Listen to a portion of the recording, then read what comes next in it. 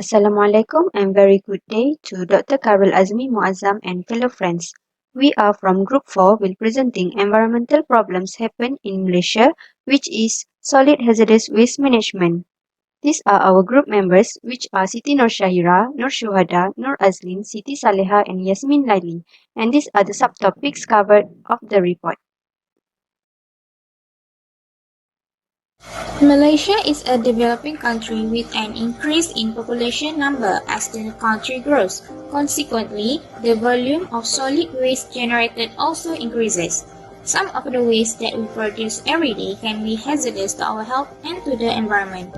Solid waste is defined as any scrap material or any unwanted surplus substance required to be disposed of as being broken, worn out, or spoiled. It can also be defined as rejected products arising from the application of any process. But what exactly is a solid hazardous waste? Solid hazardous waste can be defined as waste in solid form with properties that make it dangerous or capable of having a harmful effect on human health or the environment. Then again, how to identify a hazardous waste? Hazardous waste can be identified by symbols such as corrosive, flammable, explosive, poisonous or infectious, radioactive or toxic. Ever wonder where do these wastes come from, how they contributed to health and environmental issues, and what are the best way to manage these wastes? There are many issues related to solid hazardous waste management in Malaysia. In 2019, the volume of solid hazardous waste generated was 4.5 million tons. Power plants, chemical industry, biomedical industry, household and electrical, and electronics contributed about 57.1% or 2.3 million tons of the total waste generated. A study of waste disposal behavior in Kuala Lumpur indicated that 31.9% of waste were disposed in open fields, while 6.5% were dumped into the river system. This is a very huge environmental problem.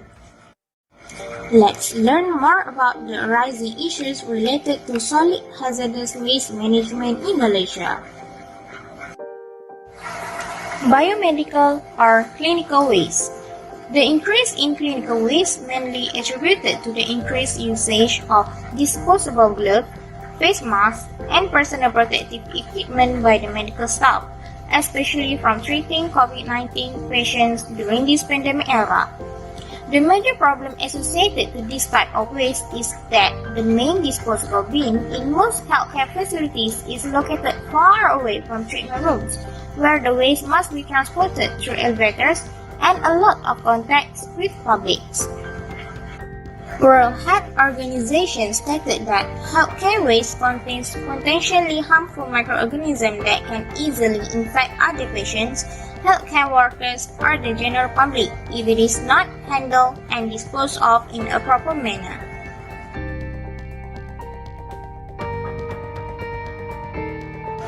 Electronic waste or e-waste. E-waste frequently contains hazardous material such as lead and mercury, and is produced by households, businesses, governments, and also industries. According to the Global E-Waste Monitor 2020 report, it is estimated that Malaysians generated 334 kilotons of e-waste in 2019, or an average of 11.1 kg per capita. The low in recycling rate is the consequence of certain recyclers who prefer to collect big volumes of e-waste from large corporates and factories, as collecting small quantities from millions of consumers was not profitable. Electronics are filled with chemicals and substances that are harmful to human health and the environment, including toxic chemicals, flame retardants, and persistent organic pollutants. If not recycled, these chemicals can contaminate landfills and enter the water supply through leachate. Radioactive or nuclear waste is a byproduct produced from nuclear reactors, fuel processing plants, hospitals, and research facilities. Nuclear power is characterized by the very large amount of energy produced from a very small amount of fuel, and the amount of waste produced during this process is also relatively small. However, much of the waste produced is radioactive and therefore must be carefully managed as hazardous materials. There are abundant solutions that have been implemented by Malaysia to reduce the environmental and health issues arise in terms of solid hazardous waste management. The Environmental Quality Act of 1974 is the foundation of almost all the environmental protection and waste management policies in Malaysia. The Malaysia government also stepped up programs to render all scheduled waste harmless by enacting policies for scheduled waste to be treated at the waste generation point or design treatment plants following the national policy on the environment. The waste management methods considered by government are waste reduction, which is most sustainable procedure, recover or reuse, physiochemical treatment, thermal treatment or incineration, solidification, and biological methods.